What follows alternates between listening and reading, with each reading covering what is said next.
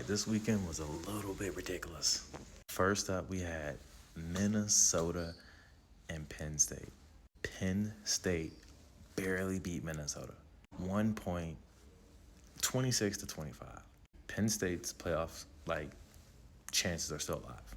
Arizona State, honestly, completely surprised me in the second half. And I honestly think Arizona State, they might have punched their ticket to the Big 12 championship game with that win. I believe they have the fewest losses in the Big 12 at this moment. Wow. And South Carolina, no one's talking about them. They have a matchup with Clemson next week. They both play pretty cupcake-ish teams, and I think it's setting up for a game that could potentially give birth to an at-large bid to the CFP. And Missouri's now back in the mix. They held off Mississippi State, and, well, now they have a shot. Notre Dame took care of Army, with ease.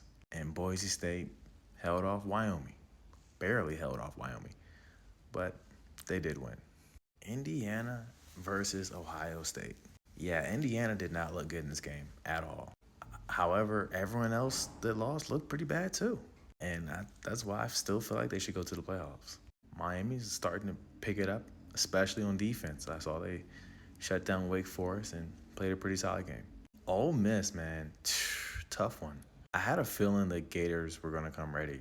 Florida kind of reminds me of Kansas. They played horrible in the beginning, and they just got the worst of the draw with scheduling. They had the hardest teams up front, and that kind of killed momentum.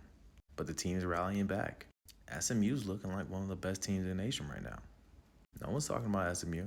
They're going to the ACC championship game, playing Miami. And I think if they lose to Miami, they should still go to the playoffs. Illinois, yeah, it was a solid win. Georgia, decent win as well.